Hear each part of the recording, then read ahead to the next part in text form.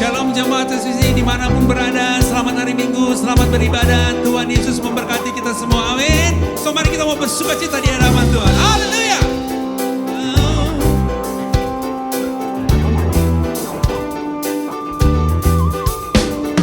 Dalammu ku temukan sukacita.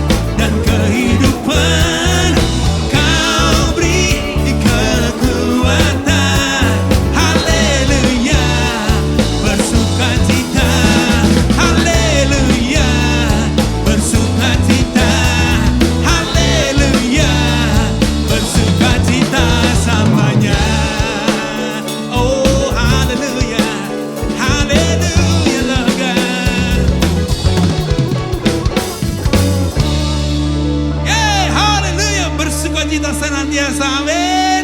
So kita masih tetap memuji Tuhan, haleluya.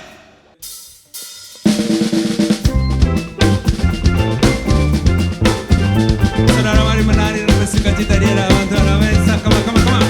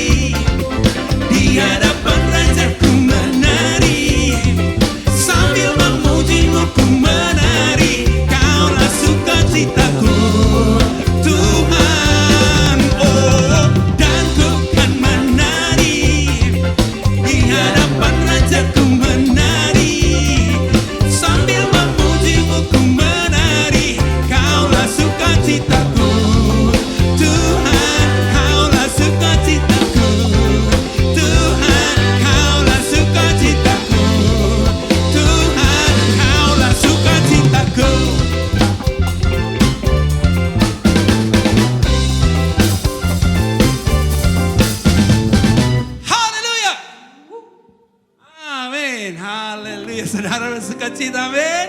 So mari siapkan hatimu untuk kebenaran firman Tuhan. Kita naikkan pujian ini sama-sama.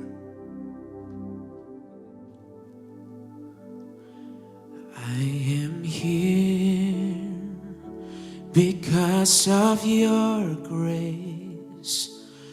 I am here because of your love, Lord Jesus.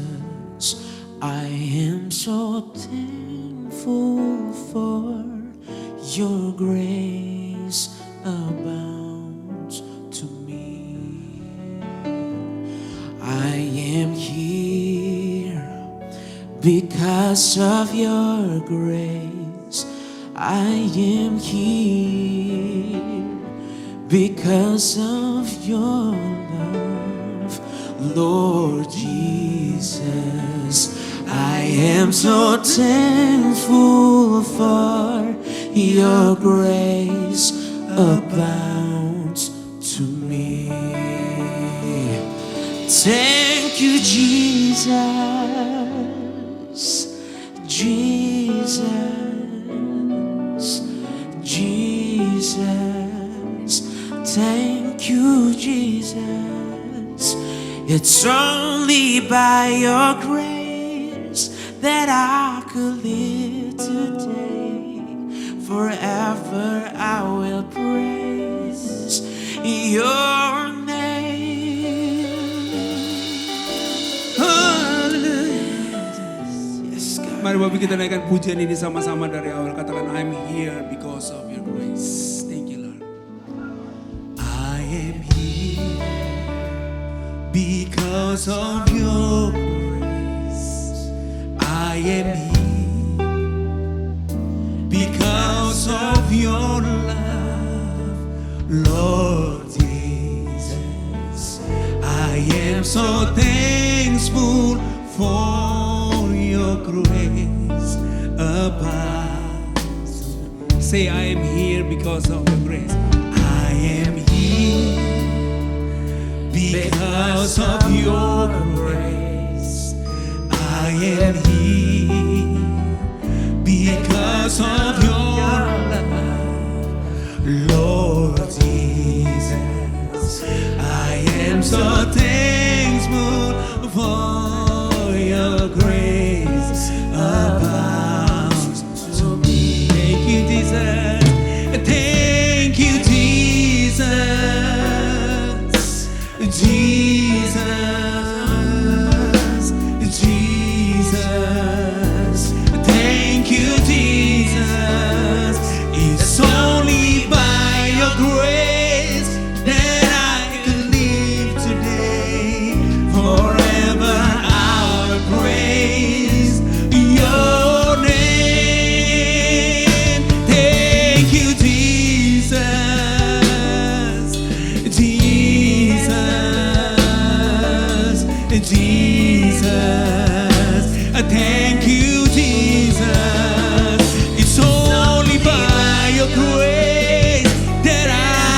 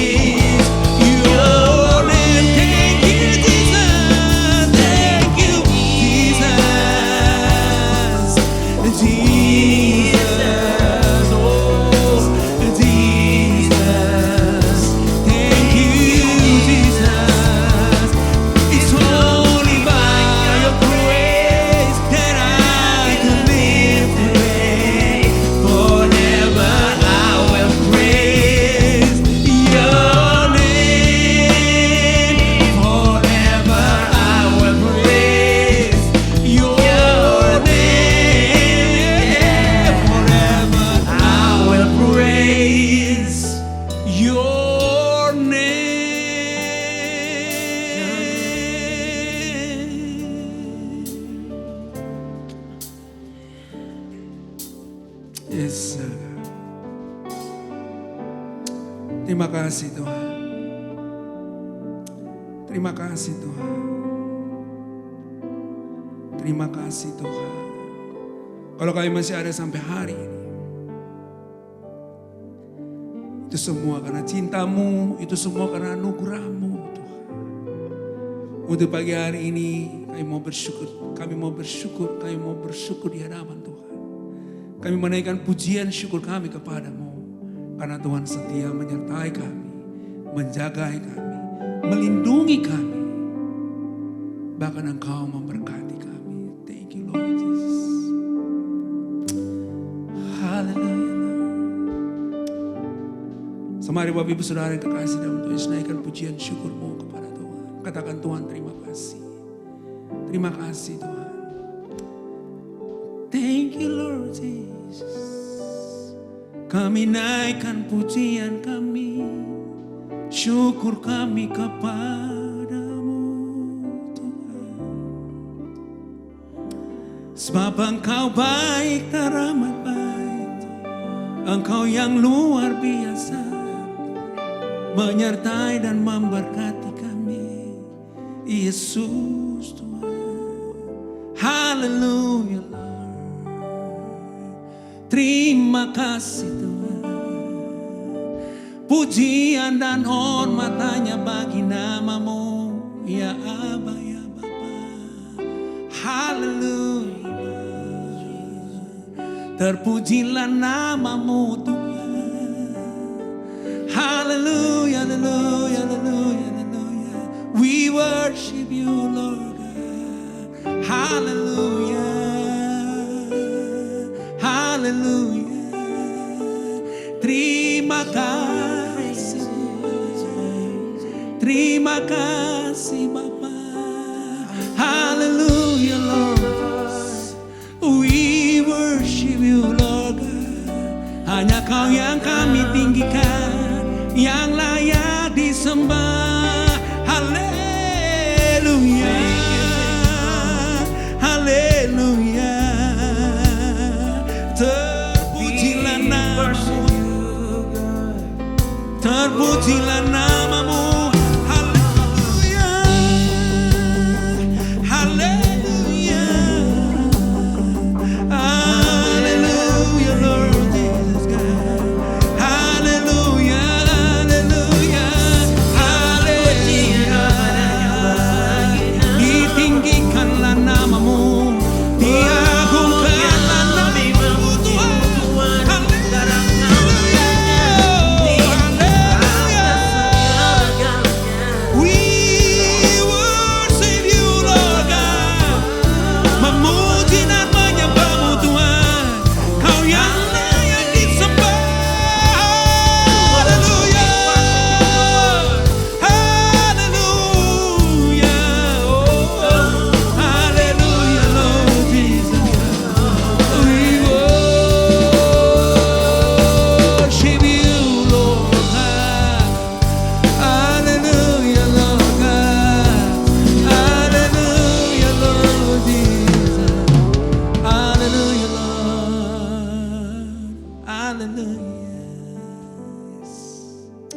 Thank you Lord God. Terima kasih Tuhan.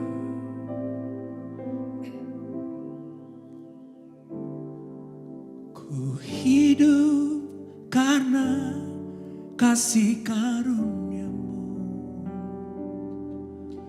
Ku hidup karena kemurahan-Mu. Ku percaya mujizat pasti terjadi. Yesus, Yesus, Yesus, ku percaya. Sama-sama nyanyikan. Ku hidup karena kasih karunia-Mu. Amin. Ku hidup karena kemurahan-Mu. Ku percaya mujizat pasti terjadi. Yesus, Yesus, Yesus, ku percaya.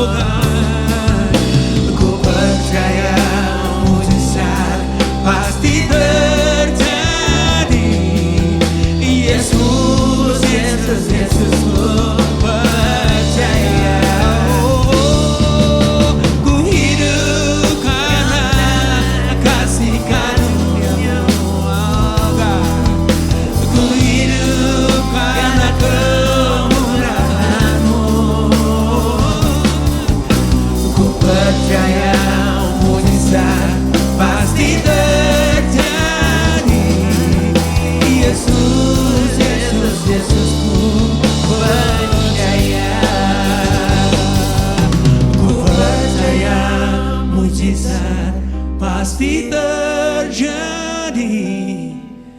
Yesus, Yesus, Yesus, ku percaya. Yes, oh God. Terima kasih Tuhan.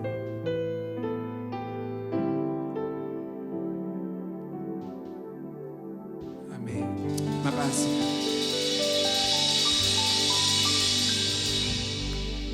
Shalom Bapak Ibu semuanya, kita berjumpa dalam ibadah streaming karena memang keadaan yang mengharuskan kita demikian. Dan sekarang kita akan belajar firman Tuhan, tapi mari kita berdoa terlebih dahulu. Bapa, kami mengucap syukur, kami boleh beribadah kepada Tuhan dengan cara dan teknik apapun. Kami percaya kami bisa merasakan hadirat Tuhan. Karena memang Tuhan ada di mana-mana, termasuk di rumah kami hari ini, atau dimanapun kami berada, dalam kami menyaksikan dan mengikuti ibadah streaming ini, Tuhan bersama dengan kami. Berkati dengan firman-Mu, supaya itu menjadi tuntunan dalam kehidupan kami. Dalam nama Tuhan Yesus kami siap untuk belajar firman Tuhan. Amin. Ya, Bapak Ibu Saudara, tema besar gereja kita adalah New Season, musim baru. Waduh. Musim apa ini ya? Musim COVID. COVID lama sekali, saudara ya. Kita sudah hampir setahun ya. Kalau dihitung di Wuhan ya udah malah setahun lebih. Nah, ada orang yang iseng-iseng. Ya, memang orang kalau akalnya banyak, dia coba utak-atik. Sederhana ya. Jumlah penduduk di bumi dibagi dengan pabrik-pabrik vaksin yang ada, kapasitas mereka, dan sudah memperhitungkan akselerasi kecepatan penambahan kapasitas produksi. Untuk menghitung apa? Kira-kira berapa lama penduduk bumi ini akan selesai divaksin semuanya? Cukup mengejutkan, angkanya masih 7 tahun.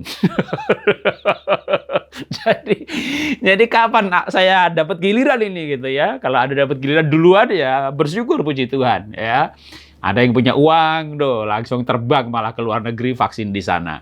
Yang pasti kalau di Indonesia ya dimulai dengan tenaga medis terlebih dahulu, ya, pemimpin, pejabat, orang-orang yang dianggap penting dan berguna untuk publik, maka mereka divaksin duluan. Yang disediakan oleh pemerintah ya dianggarkan. Tapi kalau mau bayar sendiri ya Anda bisa pilih merek apa saja yang menurut Anda bagus gitu ya. Kemana Anda. Nah, apa yang saya mau katakan di sini? Ya, mudah-mudahan perhitungan 7 tahun itu salah gitu ya. Kenapa? Karena kan namanya teknologi termasuk vaksin ini kan juga berkembang dengan cepat sekali. Muncul jenis vaksin yang baru ya, dengan diproduksi dengan cara yang baru, sehingga kalau dengan keadaan seperti per hari ini tentu ya tadi ketemu angka 7 tahun. Tapi kalau ada nanti penemuan-penemuan vaksin yang baru dan cara yang baru, mungkin bisa lebih cepat. Tapi lebih cepatnya tentu tidak menjadi misalnya, wah tahun ini selesai, tahun depan selesai. Enggak. Artinya, saya lebih baik memberikan Anda sebuah kenyataan realita untuk kita mempersiapkan kondisi ini secara jangka panjang daripada saya memberikan Anda harapan palsu gitu ya, atau harapan semu gitu ya. Iman yang nggak berdasar gitu ya, atau imannya nggak iman-iman banget gitu ya. Wah, pokoknya setelah Paskah dihardik COVID-nya selesai gitu. Paskah tahun berapa?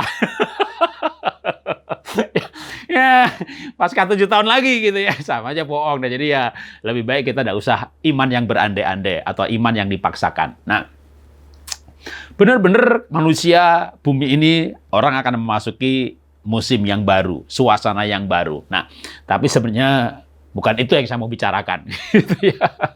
Dokter Bambang biar lebih bicara soal vaksin karena dia seorang dokter. Ya. Saya akan kembali kepada materi yang memang saya expert di situ. Saya menyampaikan ini hanya sebagai ya supaya informatif saja bahwa memang vaksinasi sudah dimulai, tapi perlu harapan yang nyata, yang realistis bahwa jumlah vaksin pun yang mampu dibeli oleh pemerintah ataupun yang bisa dibeli ada duitnya, tapi produksinya juga masih terbatas. Jadi tetap jaga kesehatan ya. Nah, sekarang saya mau bicara apa? Bicara keluarga. Ya. Nah, Sebelum bicara keluarga atau dalam pembicaraan mengenai keluarga ini, saya akan mulai dengan firman Tuhan yang akan kita baca dari Yeremia pasal 29 ayat yang ke-11. Sebab aku ini mengetahui rancangan-rancangan apa yang ada padaku mengenai kamu, demikianlah firman Tuhan. Yaitu rancangan damai sejahtera dan bukan rencana kecelakaan, untuk memberikan kepadamu hari depan yang penuh harapan. Tuhan menciptakan kita, apalagi memanggil kita menjadi orang percaya, dan dalam panggilan itu ada penebusan, dan menebusnya atau membeli kita itu mahal harganya. Ya, keselamatan itu gratis, karena kalau dijual nggak ada yang sanggup beli. Dengan darah Tuhan Yesus, dia harus disalib mati. Dan kalau kita mengakui Yesus sebagai Tuhan dan Juru Selamat pribadi, maka kita menjadi anak Tuhan. Nah, itulah penebusan kita, itulah panggilan kita. Kita dipanggil, ditebus, menjadi milik Tuhan dengan sebuah rencana. Tuhan punya rencana masa depan yang penuh harapan, rencana damai sejahtera, bukan rencana kecelakaan. Nah, dan firman Tuhan yang lain berkata bahwa rencana Tuhan itu nggak ada yang gagal. Kecuali kita sendiri yang memang punya hak otoritas ya untuk mengambil keputusan dan menentukan sikap, sehingga justru kita yang membuat gagal. Kan manusia bukan boneka. Jadi manusia punya kehendak bebas. Justru itulah esensi sebuah pribadi yang Tuhan ciptakan di dalam manusia.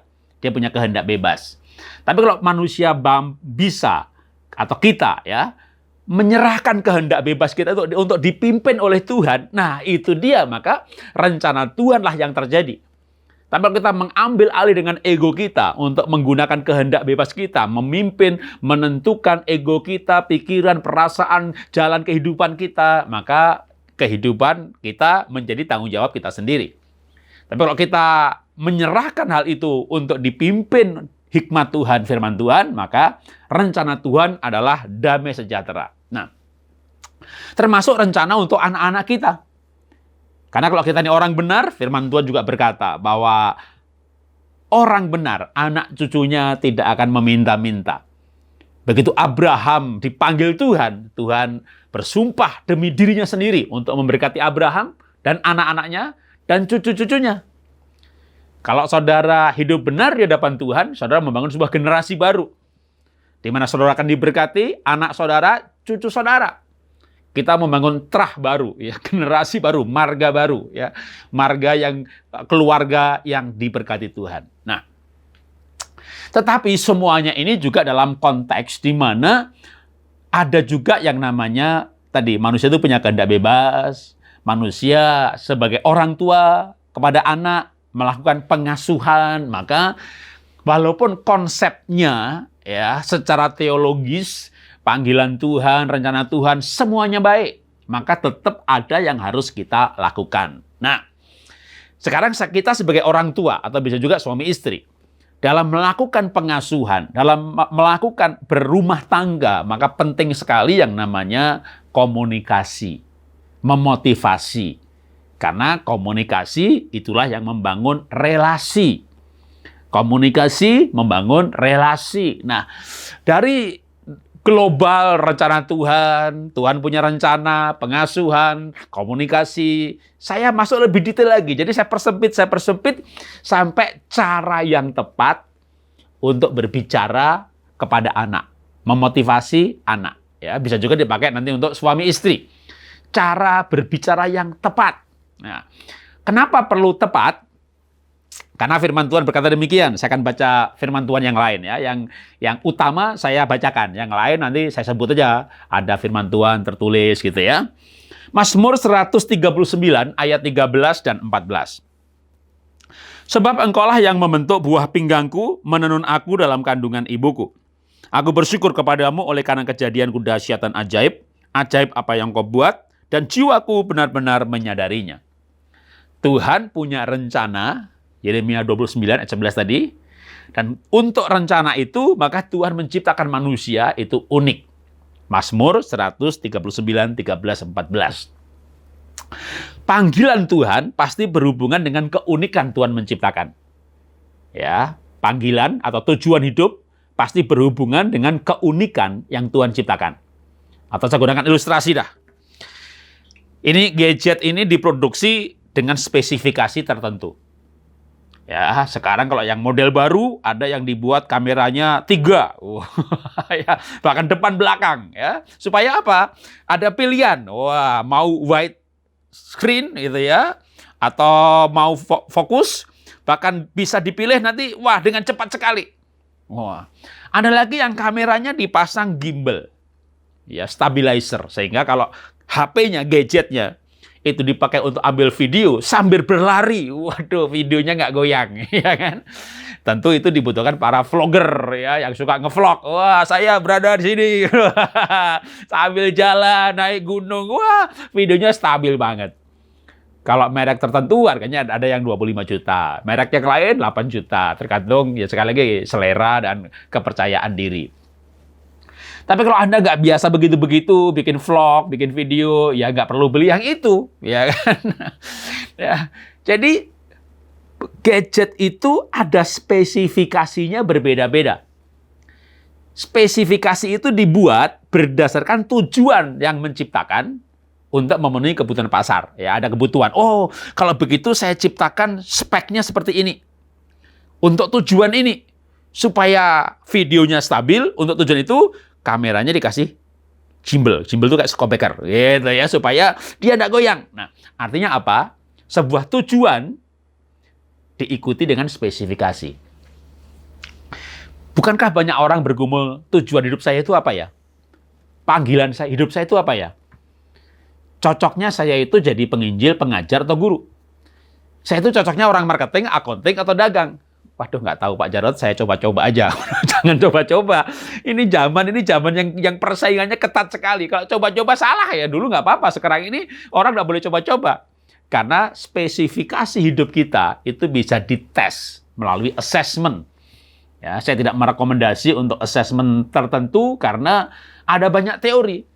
Bisa pakai DISC, foto karakter, temperamen dasar, bahkan sidik jari, tapi yang bukan kedukun, ya, yang pakai komputer, karena itu residu mengenai otak. Nah, semua assessment ini tentu nggak ada yang sempurna. Bahkan kalau perlu beberapa jenis teori untuk dikompilasi, dikombinasi, ya, sehingga kita bisa lihat irisan yang sama, maka itulah kecenderungan ketepatannya makin benar. Nah, untuk apa ini semuanya? Untuk memahami keunikan yang Tuhan ciptakan. Firman Tuhan itu kan prinsip. Ya, firman Tuhan mengajarkan sebuah prinsip bahwa Tuhan menciptakan setiap kita itu unik. Nah, ilmu pengetahuan itu untuk menjelaskan keunikannya itu seperti apa. Sehingga kita bisa tetap, kita boleh menggunakan ilmu, ya, psikologi atau yang lain, untuk mengenal keunikan kita atau keunikan orang lain. Dengan mengenal keunikan, karena memang firman Tuhan mengajarkan demikian, ya kan? Kalau tadi Mazmur 139 kan bahasanya, aku ini ditenun oleh Tuhan. Ya, bukan di tekstil, bukan di printing. Tekstil printing itu produksi massal, tenun itu karya seni, jadi unik. Karya seni itu mirip, tapi nggak mungkin sama. Ya, bahkan biasanya objek yang sama digambar 2 kali, itu nggak mungkin sama hasilnya. Ya. Karena apa? Karena itu karya seni. Mirip ya, tapi nggak sama. Nah, manusia itu karya seni Tuhan. Dengan spek tertentu. Supaya kita mengerti tujuan hidup anak, panggilan anak, cocoknya jadi apa, maka spek. Nah, kegunaan yang lain, saya kembali kepada tujuan tadi saya berbicara atau tema, yaitu untuk komunikasi dan memotivasi. Nah, kalau kita mengenal keunikan baik anak atau pasangan orang lain, maka kita bisa berkomunikasi dengan tepat. Nah, mungkin sekarang saya bawa ke suasana yang tadi sebagai pendahuluan ya, suasana pandemi, COVID. Ini COVID ini kan membuat orang tua harus bertugas yang tidak seharusnya. Nggak direncanakan.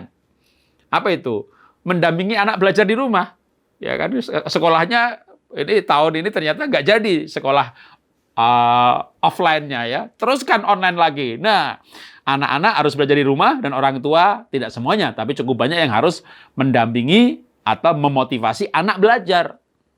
Gimana nih Pak cara memotivasi anak? Nah, tunggu dulu, anaknya jenis yang mana? Maka mengenal keunikan ini penting untuk kita bisa berbicara dengan tepat. Saya mulai masuk lebih praktis lagi, cara berbicara komunikasi dengan anak sesuai keunikan. Nah, Bicara keunikan, tadi kan saya bilang banyak banget ilmunya ya. Foto karakter, DISC, temperamen dasar, MBTI, sekarang ada Enneagram, ada sidik jari. Sekarang saya cuma ambil satu aspek saja sebagai contoh. Keunikan manusia berdasarkan otaknya, bagaimana dia mengambil keputusan. Jadi orang itu mengambil keputusan berbeda-beda dasarnya. Ada 5 macam. Nah, apa itu? Yang pertama, orang yang otaknya itu jenisnya afektif. Yang kedua, kognitif. Yang ketiga, reflektif. Yang keempat, kompleksiti. Yang kelima, kontra. Saya ulang sambil saya kasih bahasa Indonesianya.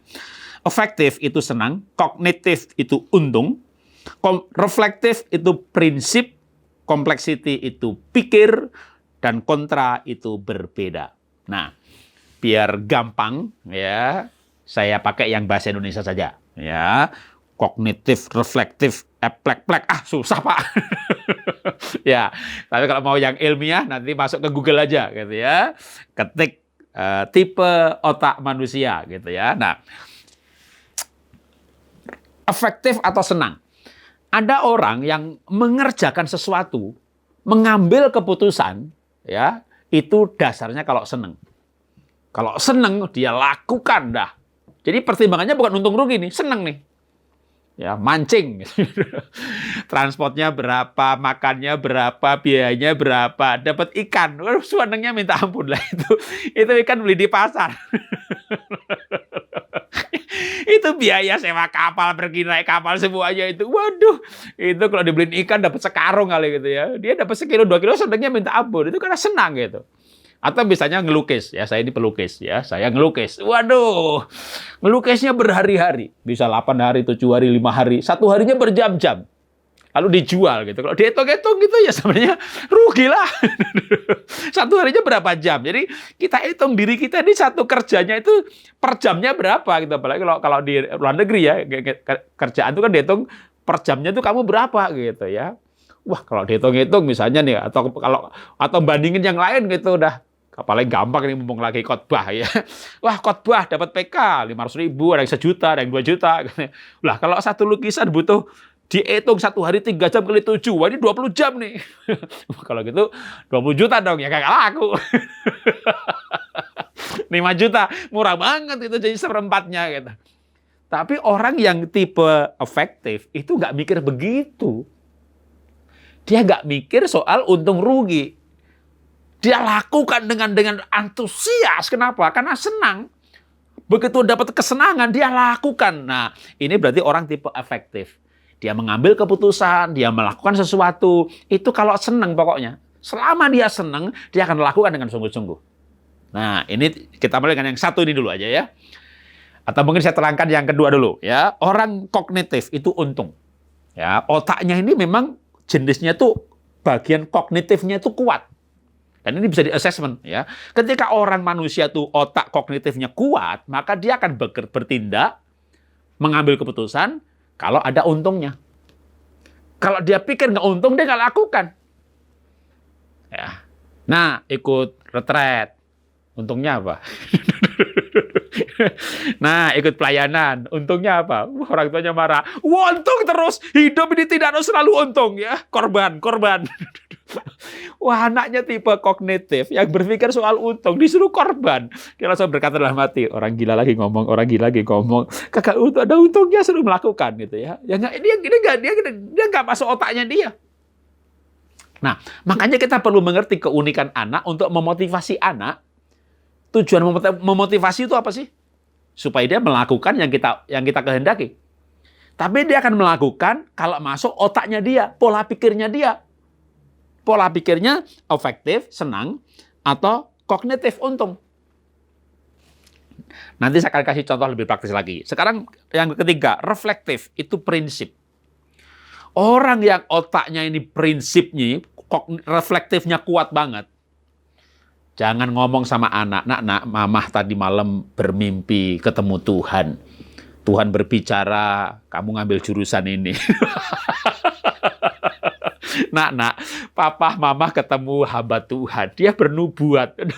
Itu bagi orang yang reflektifnya kuat, prinsipnya kuat, dia tidak percaya tuh yang namanya nubuatan, penglihatan, sesat itu. Mah itu pendeta coba dites ke psikologi. Jangan dia psikofrenia. Itu penyakit jiwa itu, mah. Orang yang nggak bisa membedakan realita sama bayangan. Dia membayangkan ketemu Tuhan, dia anggap ketemu Tuhan beneran. Itu orang sakit jiwa itu, mah. Gitu. Jadi, itu orang yang prinsipnya kuat. Orang yang prinsipnya kuat harus pakai ayat. Ayat dijelaskan oleh ayat. Logikanya logika ayat. Bahkan ayatnya itu dijelaskan pakai ayat yang lain. Dia bisa punya iman, bukan nggak berarti punya iman. Tapi harus prinsipnya jelas. Nah, ini orang yang melakukan sesuatu yang pada prinsipnya, pokoknya. Ini orang tipe seperti ini ngomongnya pokoknya gitu ya. Nah, ada lagi orang yang complexity. Complexity itu apa tuh? Pikir. Jadi orang yang logikanya kuat. Kalau yang satunya prinsip tuh benernya bagaimana gitu ya. Kalau pikir itu logikanya. Ini hampir sama, yang prinsip sama pikir ini sebenarnya sama ya. Orang tipe pikir tuh nggak bisa dikasih nubuatan penglihatan. Nasihat yang saya dengar suara Tuhan. Suara Tuhan atau suaramu sendiri gitu ya. Karena ini orang yang pikirannya kuat. Nah, orang yang pikirannya kuat, suami yang pikirannya kuat, anak yang pikirannya kuat, sering dia itu malah pendiam loh. Ya, karena orang yang banyak berpikir itu nggak banyak ngomong. Yang banyak ngomong, nggak banyak mikir. Kalau orang banyak ngomong, itu pasti nggak banyak mikir tuh ya. Nah, wah, suami saya pendiam, Pak. Anak saya pendiam banget. Coba kasih pemikiran. Kasih makanan untuk pikirannya. Nanti pikirannya aktif. Waduh, dia akan bicara yang dia pikirkan. Nah, anak atau suami yang tipe pikir itu nggak bisa diajak ngomong hal-hal yang cuma senang. Jangan dikasih pertanyaan yang tidak bermutu. Istilah mereka itu pertanyaan nggak bermutu. Yang jawabnya itu nggak butuh mikir. Anda punya anak atau punya suami, pikirannya kuat banget. Lalu Anda tanya, "Nak, baksonya enak nggak?" Ini ditanya soal rasa, dia nggak suka. Namanya bakso ya enak lah, nanya apa sih? Nanya nggak ada butuhnya gitu ya. Jadi Anda jangan tanya suami yang pemikir dengan pertanyaan yang rasa gitu. Tadi makan bakso enak nggak? Ya kalau nggak enak aku makan lah, kamu tuh apa sih gitu ya. Coba kasih pertanyaan yang butuh pemikiran. Anda punya anak pendiam, tapi pikirannya kuat, coba tanya. Nak, kok mamah ini jadi tergelitik ya, nak ya? Yang benar tuh Tritunggal apa Dwitunggal ya? Allah Bapa itu kan roh. Lah Roh Kudus kan roh, sama-sama roh. Kenapa dibedakan? Itu anak diem tuh. Tapi diem-diem dia mikir. Mungkin dia googling. Wah, pikirannya berkecamuk. Lalu dia ngomong panjang lebar. Ya, saya punya anak tipe mikir, nomor 2. Wah, kalau bertanya itu pertanyaan jawabnya susah gitu. Papa, Tuhan Yesus sama setan menang siapa? Gampang itu pertanyaan. Yang menang Tuhan Yesus dong. Dia punya pertanyaan yang kedua. Kenapa dari dulu setannya nggak kalah-kalah? Nah lo, gimana tuh jawabnya? Waduh, ini pertanyaan pertama aja, hanya pendahuluan ternyata. Wah, dia kasih pertanyaan berikutnya lagi supaya kita mikir secara teologis. Waduh, kita nggak bisa hanya pokoknya percaya, pokoknya nggak bisa, pokoknya tipe pikir. Jelaskan secara logika, ayat menjelaskan ayat. Yang berikutnya adalah yang terakhir adalah kontra. Otak kontra ini otak yang berbeda, maunya berbeda. Nah, sekarang supaya lebih gampang, semuanya langsung saya berikan contoh praktis untuk memotivasi anak. Ya, toh kita banyak orang tua sekarang ini harus mendampingi anak belajar. Kalau Anda jemaat anak-anak, ya paling enggak Anda jadi mengenal diri sendiri. Ya, oh saya tipe seperti ini. Kontra ini tipe yang berbeda. Ya, contohnya anak saya ketiga itu tipe kontra. Saya GBI, istri saya GBI, anak saya 3, dua-duanya GBI. Nomor 3 nih nggak mau GBI. Kakak anak nomor 1 pergi Singapura, nomor 2 sekolah Singapura, nomor 3 aku nggak mau Singapura. Ini memang anak yang berbeda, maunya berbeda, pilih menu yang berbeda, makan yang berbeda. Ya, yang lain minum apa dia pilih yang berbeda. Ini pokoknya selalu yang berbeda. Wah, ini kalau nggak lahir baru bisa jadi pemberontak. Tapi kalau dia lahir baru atau dia masuk orang tim kreatif, waduh, dia bisa berpikir out of the box. Idenya ini cocok untuk problem solver. Menyelesaikan masalah-masalah besar yang orang lain nggak bisa selesaikan. Kenapa? Dia selalu berpikir sudut pandang yang berbeda. Nah, itu sering menjadi orang yang bisa menyelesaikan masalah yang susah, yang tidak umum. Nah, ini butuh orang-orang yang seperti ini. Tuhan ciptakan manusia itu begitu uniknya, sampai otaknya saja mana yang dominan berbeda, yang akan menjadi kecenderungan perilakunya. Nah, sekarang saya berikan contoh praktis yang mungkin hari-hari ini banyak dihadapi, ya. Nyuruh anak belajar. Ini kan anak belajar di rumah, jadi orang tua jadi tahu belajar apa enggak.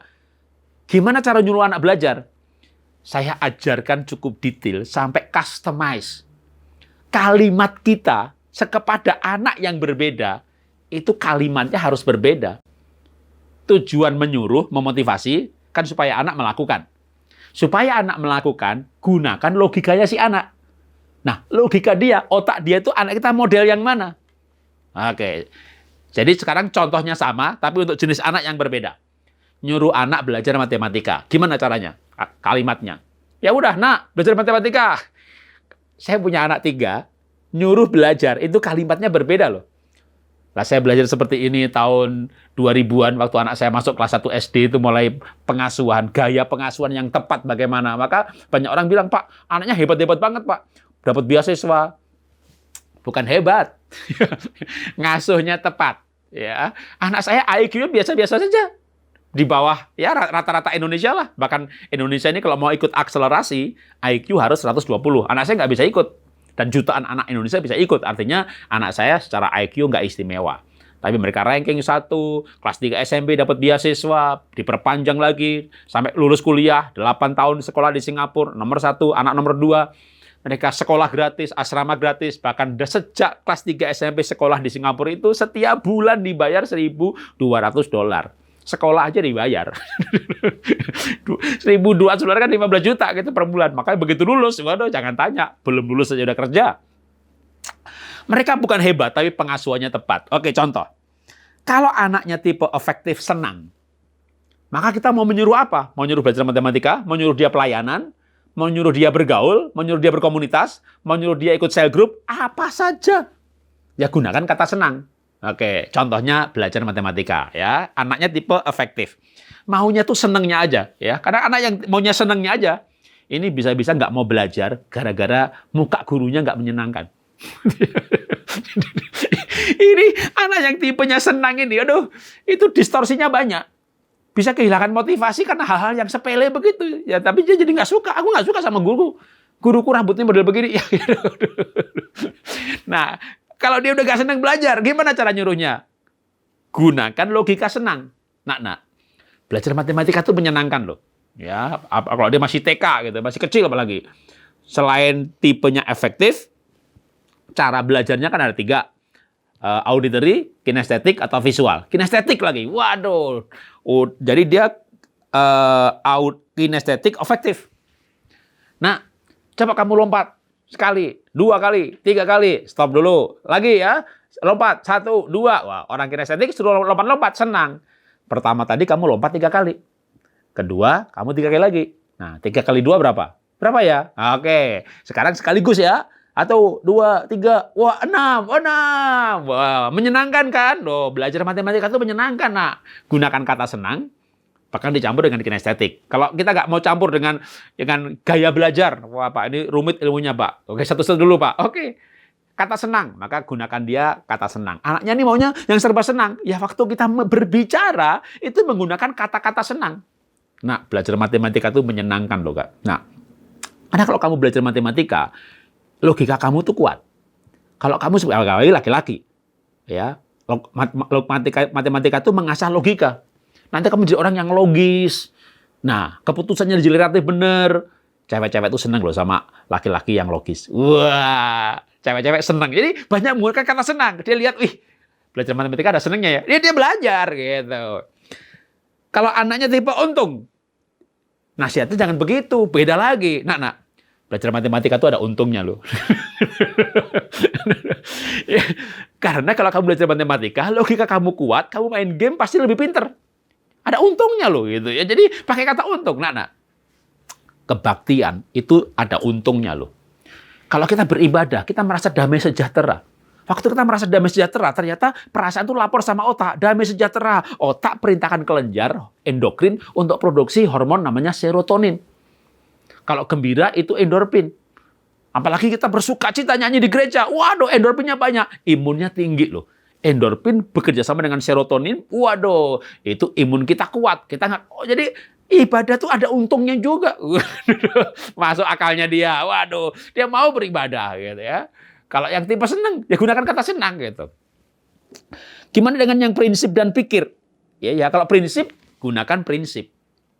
Ya, nak. Secara prinsip, matematika itu, ya jadi kita bicara dengan prinsip. Gunanya matematika, prinsipnya adalah, gitu ya. Sampai itu masuk, oke, aku belajar, ya. Nah, kalau yang memang yang agak rumit, biasanya itu yang kontra. Karena kontra ini dia maunya serba berbeda. Bahkan yang banget nih, suruh main malah belajar, suruh belajar malah main, suruh tidur malah bangun, suruh bangun malah tidur. Saya punya anak seperti itu, Pak. Kalau gitu saya balik aja ya, Pak ya. Kalau mau nyuruh tidur, tak bilang lagi, ayo main-main biar dia tidur gitu. Jangan dibalik-balik juga, nanti dia agak akan ngerti kebenaran gitu. Tetap kalau nyuruh tidur ya tidur, nyuruh bangun dia bangun. Ya. Cuma untuk menasihati hal-hal tertentu, orang yang otaknya serba berbeda ini nggak bisa dipaksa. Mungkin tak kasih contoh praktis biar lebih gampang ya. Waktu anak saya remaja yang paling kecil, yang tipe kontra ini, ya kakaknya kan Singapura, dua-duanya. Nah dia nggak mau ngambil yang eksak, yang banyak matematika. Dia kuatnya di art, ngambilnya fashion. Lalu dia mau kuliah di mana gitu kan? Nah di dunia ini saya bilang sama anak saya, di dunia ini kalau kamu ngambil art atau fashion, terutama fashion, maka Milan, London, Amerika, Melbourne. Milan itu tempat sekolahnya. Kalau Paris itu fashion show-nya. Nah, saya sebenarnya maunya dia itu di Melbourne. Tapi karena dia tipe kontra, saya nggak boleh mengarahkan dia.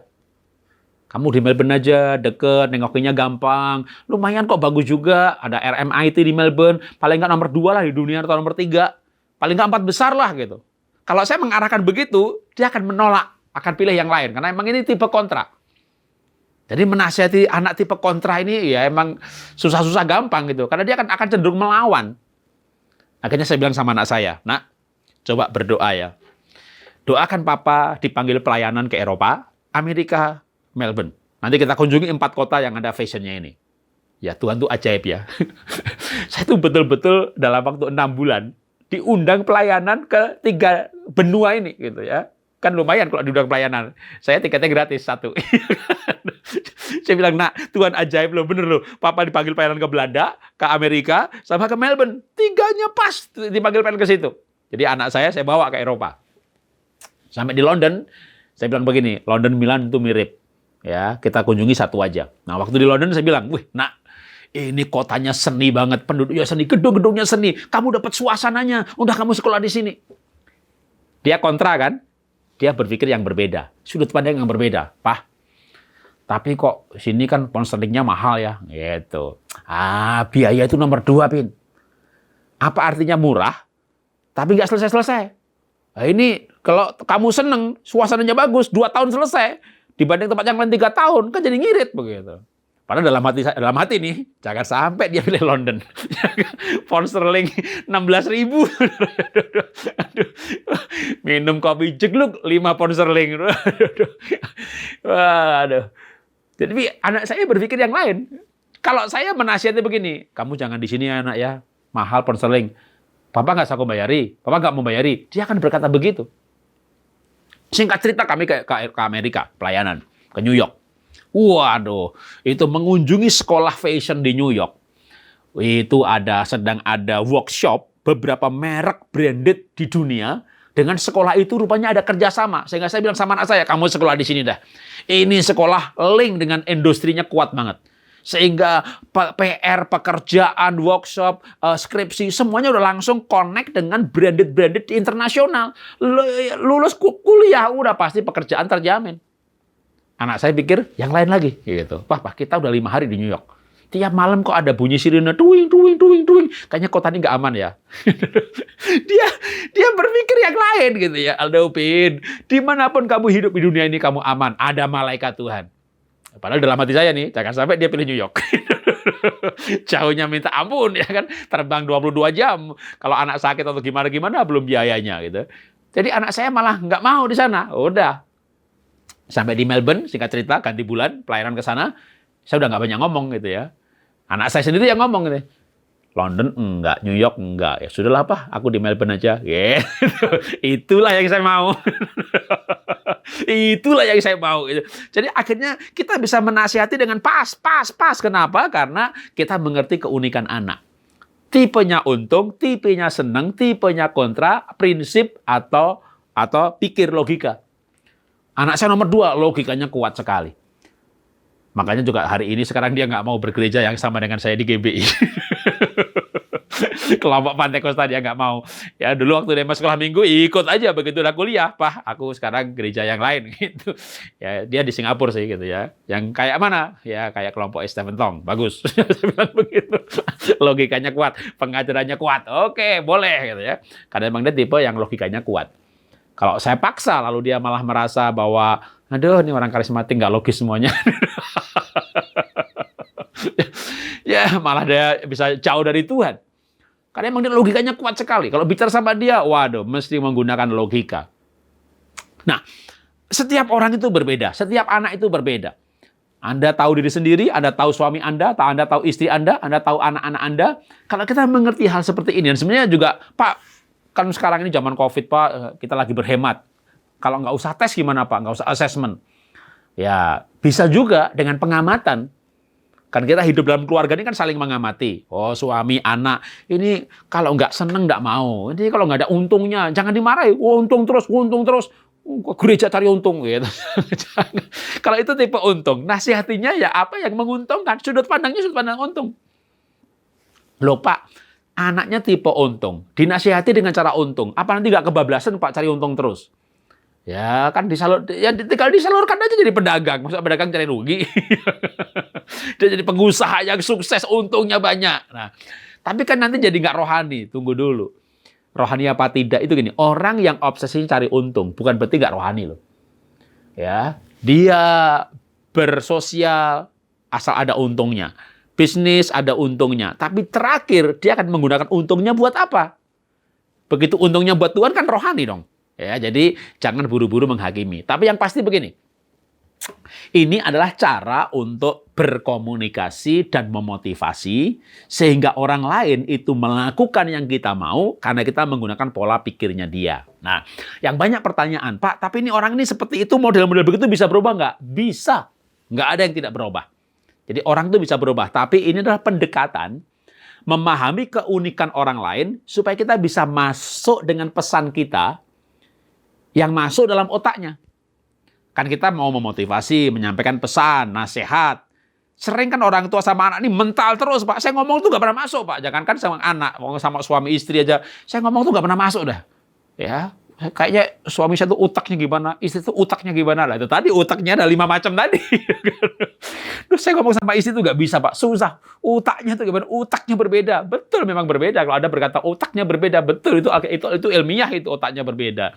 Nah, kalau Anda memahami perbedaan cara kerja otak tadi, lalu pemahaman akan orang lain itu yang membuat kita bijaksana sehingga kita bisa berkomunikasi dengan tepat. Nah, sehingga tujuannya apa? Tujuannya kita bisa menyampaikan nilai-nilai hidup, kebenaran, dan anak akan mengikuti hal itu. Ketika nanti anak orang lain mengenal diri keunikannya dan dia mau merubahnya, bisa aja. Ya, orang bisa berubah ketika dia memahami dirinya dan dia misalnya orangnya tipe untung, tapi kan dia lahir baru sungguh-sungguh, bertobat sungguh-sungguh, dia kenal dirinya, dia mulai membangun nilai-nilai hidup, maka dia akan bisa hidup ini tidak hanya selalu cari untung, tapi pola yang kuat itu memang akan menjadi kecenderungan utamanya. Sekalipun dia sudah lahir baru. Karena memang pola otaknya demikian. Ya, itu bukan berubah tapi sebenarnya, tapi ditambahkan. Jadi orang yang polanya untung, ini otak pola itu nggak berubah, tapi dia mulai punya nilai. Nah, nilai itu yang akan membuat pola pikir yang berubah. Makanya ada metanoia. Berubahlah oleh pembaruan akal budimu yang diperbaharui oleh nilai-nilai firman Tuhan. Sehingga akhirnya kita akan berubah dari pola dasar. Tapi pola dasar diperlukan untuk memahami orang lain ataupun memahami diri sendiri sesuai dengan keunikan dasar yang Tuhan ciptakan. Mari kita berdoa. Bapa, kami mengucap syukur, kami belajar hari ini mengenai keunikan seseorang berdasarkan pola kerja otaknya. Supaya dengan mengenal keunikan-keunikan ini, kami memahami diri sendiri, ataupun memahami pasangan, anak-anak orang lain, dan kami bisa berkomunikasi dengan efektif. Sehingga kami bisa membangun relasi yang kuat antar anggota keluarga, dan bisa menikmati kehidupan ini bukan dengan frustasi atau kejengkelan, karena kami memahami keunikan yang Tuhan ciptakan. Terima kasih Bapa, kami menambah hikmat dari pengajaran ini. Dan sekarang Bapak, Ibu, Saudara, kita akan mengakhiri ibadah kita, dan saya akan berdoa buat Bapak, Ibu juga. Tuhan, terima kasih untuk ibadah hari ini. Kami boleh mendengar firman-Mu, kami mendengar pujian penyembahan, kami ikut memuji dan menyembah. Terima kasih Bapa, Sorga mendengar doa pujian penyembahan kami, Sorga menerima persembahan kami untuk pekerjaan Tuhan, dan Tuhan memberkati Bapak, Ibu, Saudara yang ambil bagian dalam pelayanan gereja ini. Kami berdoa Tuhan buat bangsa kami, Tuhan campur tangan untuk pemerintahan, supaya damai sejahtera yang memerintah para pejabat dari presiden yang tertinggi hingga aparat di daerah. Kami berdoa untuk COVID, Tuhan, berikan pemerintah kesanggupan untuk mengatasi hal ini, dan juga kami berdoa untuk kami jemaat dan masyarakat supaya menjaga kesehatan dengan baik.